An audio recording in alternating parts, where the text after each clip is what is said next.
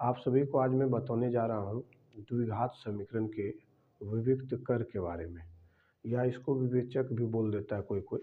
तो विविक्त कर के बारे में आपको समझाऊंगा, और सवाल मैट्रिक वाले में बहुत ज़्यादा इससे संबंधित ऑब्जेक्टिव से लेकर सब्जेक्टिव तक पूछा जाता है।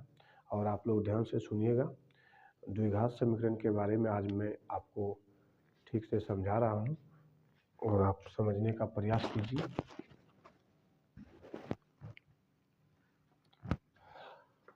मान लेते हैं द्विघात समीकरण ax² plus bx plus c equal to 0।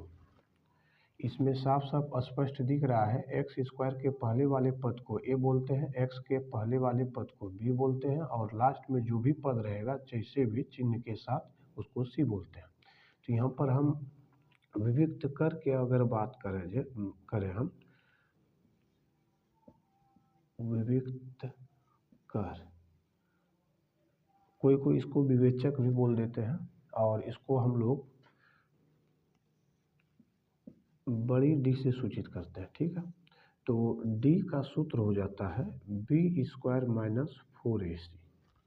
D का सूत्र होगा b² माइनस 4ac, और इसी से आधारित हम लोग सूत्र निकाल कर देख लेंगे कि किस समीकरण का हल होगा, किस समीकरण का हल नहीं होगा, किस समीकरण का कितना हल होगा। यहाँ तक ये हम लोग जानकारी प्राप्त करें। तो इसका कंडीशन अलग अलग होगा। जब b² माइनस 4ac का मान 0 के बराबर हो जाए, 0 के बराबर अगर हो जाए, तो इनके मूल बोलेंगे, इनके मूल मतलब हल। मूल का मतलब क्या, यहाँ पर जो x² और x के पद में, जो x के पद में ये समीकरण लिखा गया है, इनमें से x का मान निकालेंगे, उसी को हम लोग बोलते हैं मूल। x² या x जो भी किए, y², z², p², जिस भी पद में समीकरण आएगा उनका जो हल हम लोग निकालते हैं उन्हीं को हम लोग मूल बोलते हैं। तो इनके मूल होंगे, दो मूल होंगे। द्विघात समीकरण है तो दो मूल होंगे। इनके मूल वास्तविक और समान होंगे। इनके मूल वास्तविक और समान होंगे, याद रखिएगा। इनके मूल वास्तविक और समान, दो हल होंगे। और जब हल होंगे तो इनको बोलते हैं हम लोग, इनका अस्तित्व है, अस्तित्व है, इनको बोलेंगे इनका अस्तित्व है। याद रखिएगा, कभी कभी ये भी पूछता है कि इनका अस्तित्व है या नहीं है। तो याद रखिएगा, जिनका मूल हो जाए तो उनका अस्तित्व होगा। अब मूल होंगे तो उनका अस्तित्व निश्चित रूप से होंगे, याद रखिएगा। आगे बढ़ते हैं। d का मान b² माइनस 4ac अगर ये 0 से बड़ा हो जाए, 0 से बड़ा हो जाए, 0 से क्या हो जाए, बड़ा हो जाए, तो इनके मूल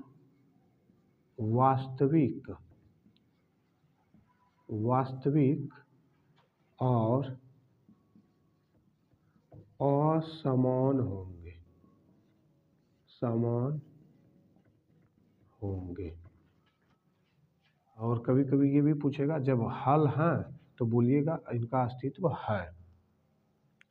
d बराबर अगर b² माइनस 4ac, ये चीज़ b² माइनस 4ac निकालने के बाद आपको पता चले कि माइनस में आ जाए, किस में आ जाए, माइनस में आ जाए, इसका मतलब वह 0 से छोटा है।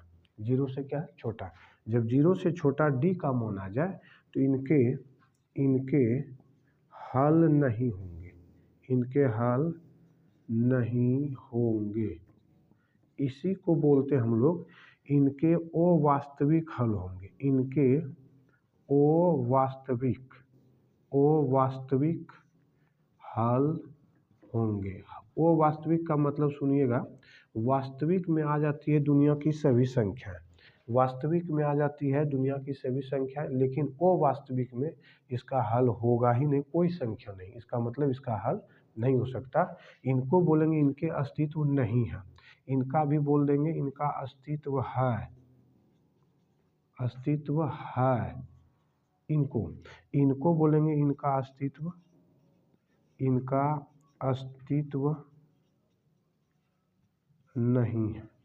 जब हल ही नहीं होगा तो इनका अस्तित्व नहीं होंगे।